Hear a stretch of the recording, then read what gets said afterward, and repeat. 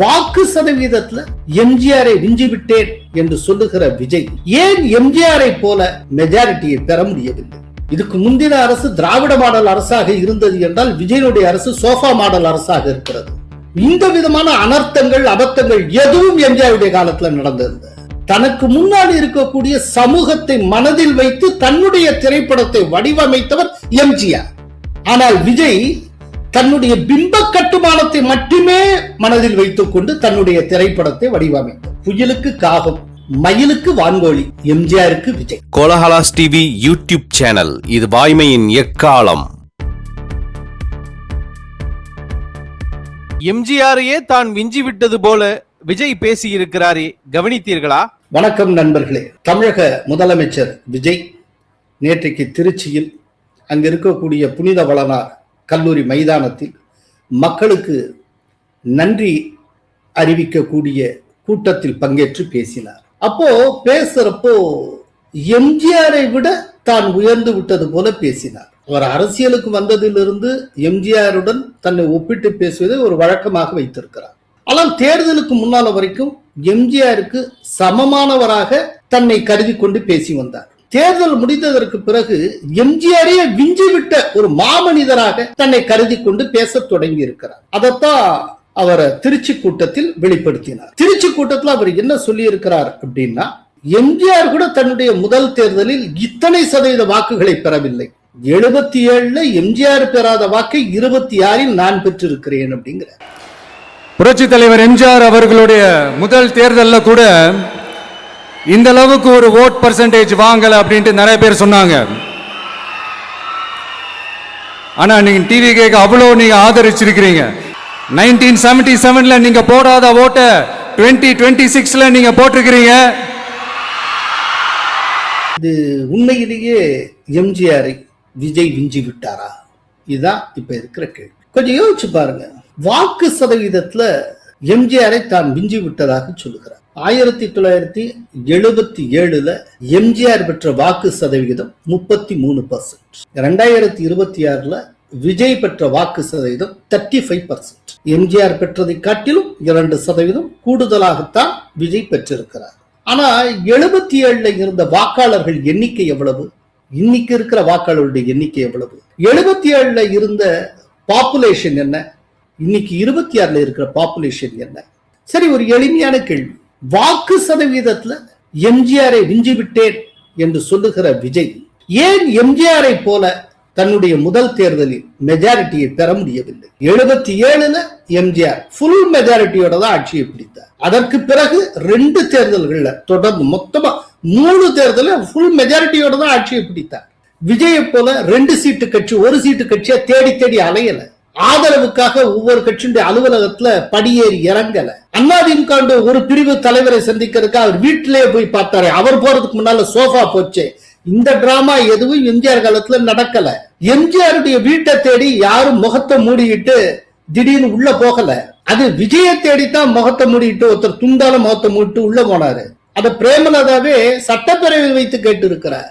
முதல்வர் அவர்களை சந்திக்க யார் முகத்தை மூடிக்கொண்டு அன்று வாகனத்தில் சென்றார்கள் என்பதை நிச்சயமாக மக்களுக்கு தெரியப்படுத்த வேண்டும் என்பதை இந்த நேரத்திலே நான் கேட்டுக்கொள்கிறேன். ஏன்னா அதற்கு காரணம் குதிரை பேரம் என்றால் இதைவிட ஒரு தலைகுனிவு இந்த வரலாற்று சிறப்புமிக்க அவையில் எதுவுமே கிடையாது. இந்த அபத்தமும் அசிங்கமும் எம்ஜிஆர் காலத்துல நடந்ததே கிடையாது. அப்படிங்கிறப்ப எந்த விதத்துல எம்ஜிஆரோட தன்னை ஒப்பிட்டுக் கொள்ள முடியும்? அதனால வாக்கு சதவீத அடிப்படையில் எம்ஜிஆரை விஞ்சி விட்டேன் அப்படின்னு விஜய் சொன்னால், தேவையான மெஜாரிட்டியை பெறுகிற விஷயத்தில் எம்ஜிஆரை காட்டிலும் இன்னமும் பின்தங்கியே இருக்கிறீர்கள், அது ஏன் என்கிற கேள்வி விஜயை நோக்கி எழும். உங்களால மெஜாரிட்டியை பெற முடியலையே. இப்ப நீங்க அமைச்சிருக்க ஒரு மைனாரிட்டி கவர்மெண்ட், இப்ப கொடுத்த ஆதரவை அதிமுக அந்த ஃபேக்ஷன் திரும்ப பெற்றுக்கொண்டு விட்டது. அதை மறந்துடக்கூடாது. இன்னைக்கு விஜயனுடைய ஆட்சிக்கு இருக்கக்கூடிய உண்மையான ஆதரவு 119 எம்எல்ஏக்கள் தான். மெஜாரிட்டிக்கு தேவை 118. அதுக்கு மேல ஒரே ஒரு எம்எல்ஏ ஆதரவு தான் இருந்துட்டு இருக்கு. அதனால விஜயனுடைய ஆட்சி என்பது நூல் இடையில் ஊசலாடி கொண்டிருக்கிறது. எம்ஜிஆருடைய ஆட்சி அப்படி அல்ல. இன்னொன்னு, எம்ஜிஆர் வாழ்ந்த காலத்திலும் சரி, அவர் மறைந்ததற்கு பிறகும் சரி, அவரை எதிர்த்து அவரை தாக்கி பேசி அவரை விமர்சித்து எவரும் அரசியல் பண்ண முடிஞ்சதே இல்லை. எங்கேயாவது அவரை விமர்சனம் பண்ணிட்டால் கிடைக்கிற ஓட்டும் கிடைக்காமல் போய்விடுமோ என்கிற அச்சம் கருணாநிதிக்கே இருந்தது. அவர் இறந்ததற்கு பிறகும் கூட அவரை எதிர்த்து ஒரு அரசியலை எவரும் மேற்கொண்டது கிடையாது. அவரை விமர்சித்து ஒரு அரசியலை எவரும் மேற்கொண்டது கிடையாது. அப்படி ஒரு பிம்பமாக எம்ஜிஆர் திகழ்ந்திருக்கிறார். அவர் இறந்ததுக்கு பிறகும் கூட எம்ஜிஆரை விமர்சித்து அரசியல் செய்யக்கூடிய ஒரு துணிச்சல் எவருக்கும் ஏற்பட்டதில்லை, இன்க்ளூடிங் விஜய். ஆனால் விஜய் வாழ்ந்து கொண்டிருக்கிற காலத்திலேயே அவருடைய காலத்தை அவர் கடுமையான விமர்சனங்களை எதிர்கொண்டு வருகிறார். கொஞ்சம் யோசிச்சு பாருங்க, எம்ஜிஆருடைய பிம்பமே ஒரு நல்லாட்சி நாயகன் அப்படிங்கிற மாதிரி தான். இன்னைக்கும் சொல்றப்போ காமராஜர் ஆட்சியை தருவோம், அம்மா ஆட்சியை தருவோம், எம்ஜிஆர் ஆட்சியை தருவோம் அப்படின்னு தான் எல்லாரும் சொல்லுவாங்க. யாருமே கருணாநிதி ஆட்சியை தருவோம்னு சொன்னதே கிடையாது. டிஎம்கே காரங்க கூட அப்படி சொன்னது கிடையாது. அதே போலதான் எதிர்காலத்துல நாங்கள் விஜய் ஆட்சியை தருவோம் யாரும் சொல்ல போறது என்ன, தொடங்குகிற போதே ஏராளமான குழப்பம். அது ஆட்சிக்கு வந்து சில வாரம் தான் ஆயிருக்கு, அதுக்குள்ளே குதிரை பேர ஊழல், அது பற்றின கம்ப்ளைண்ட்ஸ். அமமுக தலைவர் ஆளுநர்கிட்டயே கம்ப்ளைண்ட் கொடுத்திருக்கிறார். ஒரே எம்எல்ஏ இருக்கிறதுனால ரொம்ப இலக்கரமாக எங்க எம்எல்ஏ பேர்ல ஒரு ஜெராக்ஸ் காப்பியை கொண்டாந்து கொடுத்து அவர் எங்களுக்கு ஆதரவுன்னு சொல்ற அளவுக்கு திமிரும் ஆணவமும் அராஜக போக்கு இருக்குன்னா இதெல்லாம் பார்த்துக்கிட்டு இருக்கிறதுக்கு நாங்க ஒன்றும் வெண்ணைகள் இல்லை. தூய சக்தியா மோசடி பண்ணி நீங்க ஆட்சிக்கு வரலாம். ஆட்சிக்கு வர முதல்ல கோடல்லாம் நீங்க எப்படி நீங்க ஆட்சி கொடுப்பீங்க? ஏன்னா மக்கள் உங்களுக்கு ஏதாவது 108 தொகுதியில வாக்களித்துட்டாங்கிற திமிர்ல தைரியத்துல எதை வேணாலும் பண்ணுவீங்களா? அதுக்கப்புறம் அதிமுக ராஜ்யசபா உறுப்பினர் தனபாலு, அதிமுக கொறடா அக்ரி கிருஷ்ணமூர்த்தியும் ஆளுநரை சந்தித்து குதிரை பேரம் தொடர்பான குற்றச்சாட்டுகளை அடுக்கி இருக்கிறார். இதுக்கு முந்தின அரசு திராவிட மாடல் அரசாக இருந்தது என்றால் விஜயனுடைய அரசு சோஃபா மாடல் அரசாக இருக்கிறது. ஒரு சோஃபாங்கிறத வச்சு ஒரு பெரும் சர்ச்சை உருவாக்கி இருக்கிறது. பிளவுபட்ட குரூப்ல இருக்கக்கூடிய ஒரு தலைவரோட வீட்டுக்கு ஒரு புது சோஃபா போகுது. சோஃபா பின்னாடியே புது முதலமைச்சரும் அந்த வீட்டுக்கு போறாரு. புதுமையான ஆட்சி புதுமையான ஆட்சின்னு சொன்னீங்க. இன்னைக்கு புஷ்பா பட பாணியில ஆட்சி நடந்துகிட்டு இருக்கு. சேஞ்சுன்னு சொன்னீங்களே, இந்த சேஞ்சுக்கு பின்னாடி மிகப்பெரிய எக்ஸ்சேஞ்ச் இருக்கோ அப்படின்னு மக்கள் சந்தேகப்படுறாங்க. இந்த விதமான அனர்த்தங்கள் அபத்தங்கள் எதுவும் எம்ஜிஆருடைய காலத்துல நடந்திருந்தது. அப்படிங்கிறப்போ எந்த விதத்திலும் எந்த அடிப்படையிலும் எம்ஜிஆருக்கு சமமானவராக விஜய் இருக்க மாட்டார், இருக்கவும் முடியாது. நீங்க மனிதாபிமானமா எடுத்துக்கங்க. நான் இதுக்கு முன்னால கூட ஒண்ணு சொல்லியிருக்கேன். வி.எஸ். சந்திரலேகா அவர்கள் தன்னுடைய இன்டர்வியூல சொன்ன ஒரு விஷயத்தை நான் சுட்டி காட்டியிருக்கேன். முன்னால எம்ஜிஆர் நடத்தின ஒரு போராட்டத்துல ஈடுபட்டு இந்த வத்தலகுண்டு அந்த பகுதியை சேர்ந்த ஒருவர் இந்த போராட்டத்துக்கு மத்தியில உயிர் விட்டுறாரு, இறந்து போயிடுறாரு. அதுக்கப்புறம் பல காலம் ஆச்சு, எம்ஜிஆர் முதல்வர் ஆயிட்டாரு. அங்க அன்னை தெரசா பல்கலைக்கழக தொடக்க நிகழ்ச்சி வத்தலகுண்டு பக்கத்துல நடக்குது. அங்க எம்ஜிஆர் வருகிறார். அன்னைக்கு அந்த இடத்துல அந்த மாவட்டத்தினுடைய ஆட்சியரா கலெக்டரா இருக்கிறவங்க வி.எஸ். சந்திரலேகா அவங்களும் வராங்க. அப்போ அவர் சந்திரலேகா கூப்பிட்டு சொல்றாரு, இந்த இடத்துல அந்த இவருடைய ஃபேமிலி இருக்கலாம், இருந்தாலும் இருக்கும், கொஞ்சம் அவங்களை ஐடென்டிஃபை பண்ணி வைங்க அப்படின்ட்டு அவர் போயிட்டார். சந்திரலேகாவுக்கா இவ்வளவு பெரிய கூட்டம் இருக்கு எம்ஜிஆரை பார்க்கறதுக்கு, இல்ல எங்க போய் கண்டுபிடிக்க அப்படின்னு தான் எம்ஜிஆரை பார்க்கணுங்கிறதுக்காக மேடை பக்கத்துல ஒரு லேடி தன்னுடைய பையனோட நின்றுட்டு இருக்காங்க, ஏதோ முயற்சி பண்றாங்க. டக்குனு சந்திரலேகாவுக்கு ஒரு பொறி தட்டுது, ஏமா இங்க வா, நீ யாரு, என்ன இங்க என்ன நின்றுட்டு இருக்கீங்க, இங்க என்ன பண்றீங்க அப்படின்னு. அப்போ அந்த லேடி சொல்லுது, இந்த மாதிரி என்னோட ஹஸ்பண்டு இதுக்கான போராட்டத்தில் ஈடுபட்டு அப்போ இங்கதான் இறந்து போனார். அவருடைய ஒய்ஃப்னா ஆக்சுவலா அவர் இறந்து போன டயத்துல இவன் ரொம்ப சின்ன பையன், அப்பதான் பிறந்த குழந்தை, தலைவர்கிட்ட பையனையும் காட்டிட்டு போலான்ட்டு வந்தேன். சந்திரலேகாவுக்கு ஆச்சரியமான ஆச்சரியம், கரெக்டா இங்க வருவாங்கன்னு எப்படி அவருக்கு தெரிஞ்சது, கரெக்டா சொல்லிட்டு போறாரு, அது போலவே நடக்குதே அப்படின்ட்டு. உடனே சரி எம்ஜிஆரே சொல்லியிருக்காங்க இவரை பத்தி அப்படிங்கறதுனால கூடுதல் முக்கியத்துவம் கொடுத்து, அம்மா உனக்கு ஏதாவது உதவி வேணுமா, வேற ஏதாவது வாங்கி தரணுமா, ஃபேமிலி எப்படி ரன் பண்ணிக்க, என்ன உதவினாலும் கேளுங்கம்மா நான் செய்யறேன் அப்படின்னு சொல்லி ஒரு மாவட்ட ஆட்சியரா அவங்கள்ட்ட பேசுறாரு.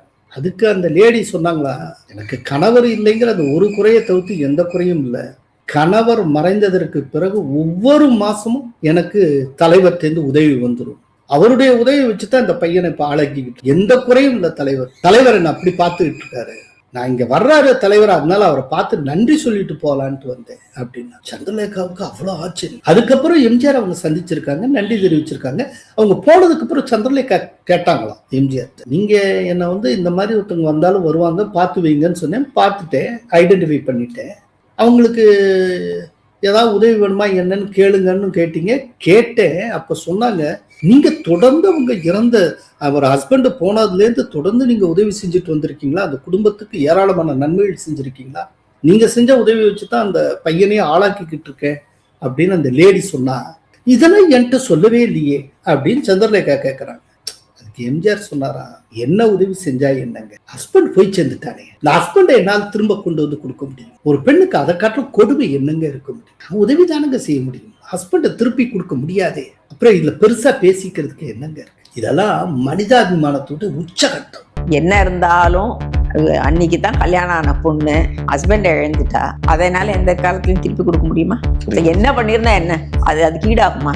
நான் எப்படி காம்பன்சேட் பண்ணேன் அப்படின்னா அது தலைவர். அதே நேரத்துல விஜயுடைய மனிதாபிமானம் என்ன, கரூர்ல அவரை பார்க்கறதுக்காக ஆயிரக்கணக்கான பேர் வராங்க, நெரிசல் ஏற்படுகிறது. 41 ரசிகர்கள், அவருடைய சொந்த ரசிகர்கள் 41 பேர் மாண்டு போனார்கள் அப்படிங்கிற தகவல் தெரிஞ்சு அடிச்சு புரண்டு ஓடி வந்த விஜய் வீட்டுக்குள்ள நுழைஞ்சவர் தான் 72 நாளுக்கு வீட்டை விட்டு வெளியில வரல. அதுக்கப்புறம் அந்த இறந்து போனவர்களுடைய குடும்பத்துக்கு ஆறுதல் சொல்லுவதற்கு அவர் நேர்ல போய் ஆறுதல் சொல்ல, அதுக்கு பதிலா அந்த குடும்பத்தினரை தன்னுடைய வரவழைத்து ஆறுதலை தருகிறார். எம்ஜிஆருடைய மனிதாபிமானம் எங்க, இவருடைய மனிதாபிமானம் எந்த ஒரு இடத்துல எம்ஜிஆரையும் விஜயையும் கம்பேர் பண்ண முடியுமா? அதே போல திரைப்படத்தினுடைய உள்ளடக்கத்தை எடுத்து தன்னுடைய திரைப்படத்துல தவறான தகவல்கள் போய்விடக் கூடாதுங்கிறதுல எம்ஜிஆர் எவ்வளவு கராராக இருப்பார். தன்னுடைய படத்துல சிகரெட் ஊதுற மாதிரியான காட்சியை கூட அவர் அமைக்க மாட்டார். ஏன்னா அதனால கூட ஒரு இளைஞன் தவறாக வழிநடத்தப்பட்டு விடக் கூடாது அப்படிங்கிறது. இதுதாங்க ஒரு சமூக சிந்தனை. தனக்கு முன்னாடி இருக்கக்கூடிய சமூகத்தை மனதில் வைத்து தன்னுடைய திரைப்படத்தை வடிவமைத்தவர் எம்ஜிஆர். ஆனால் விஜய் தன்னுடைய பிம்ப கட்டுமானத்தை மட்டுமே மனதில் வைத்துக் கொண்டு தன்னுடைய திரைப்படத்தை வடிவமைத்தார். விஜய்க்கு அந்த மாதிரி காட்சியெல்லாம் நீங்க பார்க்க முடியுமா? விஜய் படத்தினுடைய தலைப்பே போக்கிரின்னு வரும். இந்த மாதிரி ஒரு தலைப்பை நீங்க எம்ஜிஆர் எதிர்பார்க்கணும். அவருடைய பாடல்ல அவ்வளவு ஆழமான கருத்துகள் இருக்கும். எந்த இடத்துல எம்ஜிஆரும் விஜயும் மீட் பண்றாங்க? ஒண்ணுமே கிடையாது, மீட்டிங் பாயிண்டே கிடையாது. அதனால எம்ஜிஆர்ங்கிறது நல்லவற்றுக்கான ஒரு அடையாளம், அதற்கான சமிக்கை, அதற்கான எம்பாடிமெண்ட்.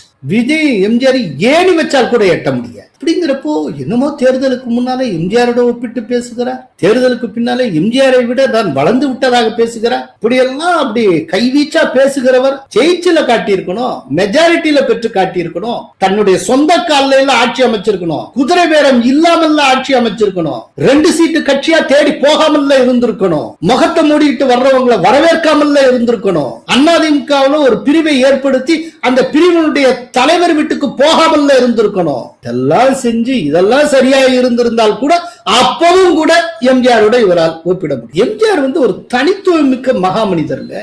எம்ஜிஆருடைய ஸ்டேட்டஸ், எம்ஜிஆருடைய லெவல் என்ன அப்படிங்கறத ஒரு அமெரிக்க ஆராய்ச்சியாளர் சொல்லியிருக்கு. அவர் பேரு சாரா டக்கர்னு பேரு, ஒரு பெண்மணி. விஸ்கான்சின் யூனிவர்சிட்டியில அவங்க சோசியாலஜி PhD பண்ணாங்க. அவங்களுடைய போஸ்ட் டாக்டரல்ல எம்ஜிஆரை பற்றிய ஆராய்ச்சி இடம்பெற்றிருந்தது. அவங்க அந்த ஆய்வுக்காக இந்தியா வந்திருந்தாங்க, தமிழ்நாட்டுக்கு வந்திருந்தாங்க. அவங்க மதுரைக்கு வர்றப்போ என்ன எம்ஜிஆர் தொடர்பாக ஒரு பேட்டி எடுத்தார். இதெல்லாம் ஒரு 20 ஆண்டுகளுக்கு முன்னால் நடந்த சங்கதி. அப்போ எம்ஜிஆரை பத்தி குறிப்பிடுறப்போ அந்த சாரா டக்கர் என்ன சொன்னாங்கன்னா, எம்ஜிஆர் வாஸ் எ மெசையா அப்படின்னு. ரொம்ப பெரிய வார்த்தை. மெசையா அப்படின்னா மக்களை விடுவிப்பதற்காக கடவுளால் அனுப்பப்பட்டவர்னு அர்த்தம். சோ எவ்வளவு பெரிய வார்த்தைய அந்த வெளிநாட்டு ஆய்வாளர் எம்ஜிஆர் தொடர்பா பயன்படுத்தினார் பாரு. இந்த மெசையாங்கிற யூசேஜுக்கு பக்கத்திலேயாவது விஜய் வர முடியுமா என்னைக்காவது? அதாவது ஒன்று போலவே இன்னொன்னு இருக்குங்கிறதுனால அது ஆயிடாது. புயலுக்கு காகம், மயிலுக்கு வான்கோழி, எம்ஜிஆருக்கு விஜய். இனி வருங்காலங்களிலும் திமுகவுக்கும் தாவேகாவுக்கும் இடையேதான் போட்டி, இரண்டுக்கும் நடுவில் வேறு யாரும் இல்லை என்றும் விஜய் குறிப்பிடுகிறாரே. இப்பவும் சொல்றேன், அரசியல் ரீதியா சொல்றேன், 2 பேருக்கு நடுவுல தான் போட்டியே. ஒன்னு இன்னொன்னு எஸ், ஒன்னு டிவிகே, இன்னொன்னு டிஎம்கே. இதுக்கு நடுவுல வேற யாருக்கும் எந்த வேலையும் கிடையாது. ஏதாவது இருக்குன்னு சொல்றீங்க? எலெக்ஷனுக்கு முன்னாடியும் அவங்களுக்கு ஒரு வேலையும் இல்ல, இப்ப எலெக்ஷனுக்கு அப்புறம் சுத்தம். வருங்காலத்தை பத்தி இவருக்கு என்ன தெரியும்? வருங்காலத்தை இவரால கணிக்க முடியுமா? அரசியல்ல, அதாவது வின்ஸ்டன் சர்ச்சில் சொல்ல, அரசியல்ல ஒரு நாள் என்பதே மிகப்பெரிய பொழுது. இல்ல வருங்காலத்துல என்ன நடக்கும் என்னன்னே தெரியாது. ஏன் இவருடைய அரசியல் என்ன ஆகும்னு இவருக்கு தெரியாது. அதனால இந்த வருங்காலத்துல இன்னாருக்கும் தான் போட்டி, இதெல்லாம் பேசிட்டு அர்த்தமே இல்லை. எனக்கு நான் இதை சொல்றப்ப தான் எனக்கு 2024 தேர்தல் ஞாபகத்துக்கு வருது. 2024 அண்ணாமலை கூட சொல்லியிருக்கிறார், திமுகவுக்கும் பிஜேபிக்கு இடையில் தான் போட்டின்னு. ரிசல்ட் வந்தப்போ அப்படித்தான் இருந்ததா? யோசிச்சு பாரு. இந்த தடவை அந்த மாதிரி அமைஞ்சிருக்கு, இல்லைன்னு நான் சொல்லல. ஆனால் அதே நேரத்துல ஏடிஎம்கே நான் இப்பவுமே குறைச்சு மதிப்பீடு செய்ய மாட்டேன். காரணம், ஏடிஎம்கேக்கு ஒரு 1,04,00,000 வாக்குகள் இருக்கின்றன. அதை மறந்துடக்கூடாது. உங்க 1 கோடி வாக்குகளை பெற்றிருக்கக்கூடிய ஒரு கட்சி அது இன்னைக்கு அதிக அளவுக்கு தொகுதிகளை பெற முடியல அப்படிங்கிற காரணத்தால எந்த காலமும் அது பெறாது அப்படிங்கிற ஒரு முன்முடிவுக்கு வந்தா அது அபத்தமாக போய்விடும்.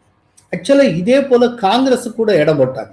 காங்கிரஸ் 14, 19 ரெண்டுலையும் அரௌண்ட் 50க்குள்ளேயே இருந்தது. பிரதான எதிர்கட்சி என்கிற அந்தஸ்தை கூட அடையல. இந்த தடவை அதுக்கு கீழே போகும்னு எதிர்பார்த்தாங்க. அந்த நம்பிக்கையில் தான் மோடி அவர்கள் கூட லோக்சபாவில் வச்சு பிஜேபியே 370 பெறும், என்டிஏ 400 தாண்டும்னு ஓப்பனா சொன்னார். அது அவை குறிப்பிலேயே இடம்பெற்றிருக்கு. ஆனா கடைசியில் என்ன நடந்தது? காங்கிரஸ் 100க்கு 1 குறைவாக பெற்றது. காங்கிரசுக்கு 99 சீட்டு கிடைக்கும் அப்படின்னும் பிஜேபி மெஜாரிட்டியை பெறாமல் போகும் என்றும் யாரும் எதிர்பார்க்கல. இது தயவு செய்து நன்றாக புரிந்து கொள்ள வேண்டும். இந்த தேர்தல், இந்த 2026 தேர்தலில் தாவேகாவுக்கு 108 சீட்டு கிடைக்கும் யாரும் எதிர்பார்த்த? என்னைக்குமே அரசியல் அப்படிங்கிறது ஆருடங்களுக்கு அப்பாற்பட்டது, அதை மறந்துடாதீங்க. அது விஞ்ஞானபூர்வமான ஆருடங்களுக்கும் அப்பாற்பட்டது, ஆஸ்ட்ராலஜிக்கல் ப்ரிடிக்ஷன்ஸுக்கும் அப்பாற்பட்டது.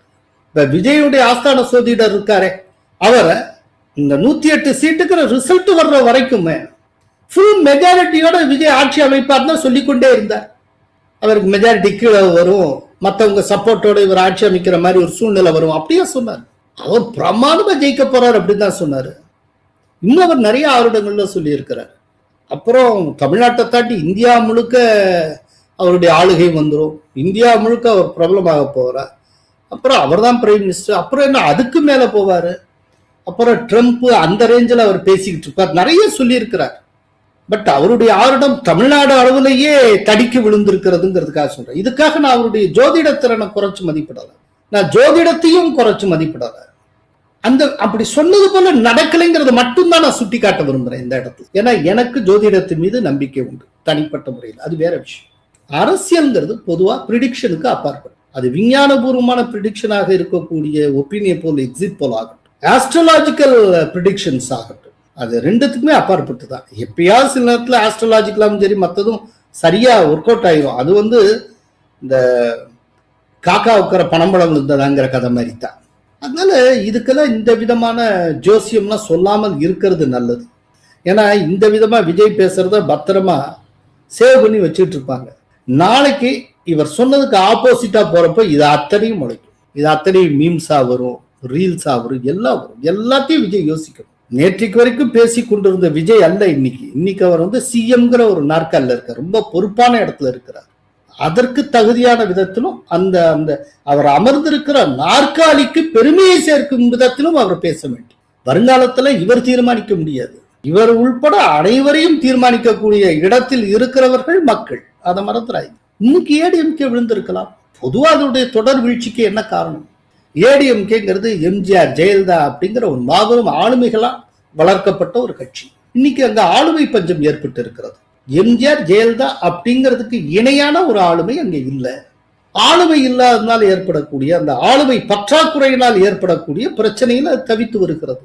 ஒருவேளை எதிர்காலத்துல ஒரு மாபெரும் ஆளுமை அதிமுகவுக்கு உள்ளே வருகிறது என்று வைத்துக் கொள்ளும், யாருன்னா எனக்கு தெரியாது. அப்படி ஒண்ணு வந்தால் மொத்த கதையும் மாறி வரக்கூடாதுன்னு ஒண்ணும் இல்லை, வரக்கூடாதுன்னு எதுவும் இல்லை, எது வேணாலும் நடக்கலாம் அரசியல். அதனால இன்றைய யதார்த்தத்தை பற்றி பேசுங்கள். உங்களுடைய எதிர்காலமே உங்களுக்கு தெரியாதுங்கிறப்போ மொத்த மாநிலத்தின் எதிர்காலம், கட்சிகளின் எதிர்காலம், இந்த ஆருடம் எல்லாம் எதற்கு? தேவையில்லாத ஆருடம். பதவியில உட்கார மேல வளர வளர தன்னடக்கம் ரொம்ப வேணும், பணிவு ரொம்ப வேணும். வாய் வீச்சா பேசிட்டு இருந்தோம்னா இன்றைக்கு நாம் முதிர்க்கக்கூடிய சொற்களே எதிர்காலத்தில் நமக்கு எதிரியாக மாறும், யமனாக மாறும். நன்றி, வணக்கம். கோலஹலாஸ் டிவி யூடியூப் சேனல், இது வாய்மையின் எக்காலம்.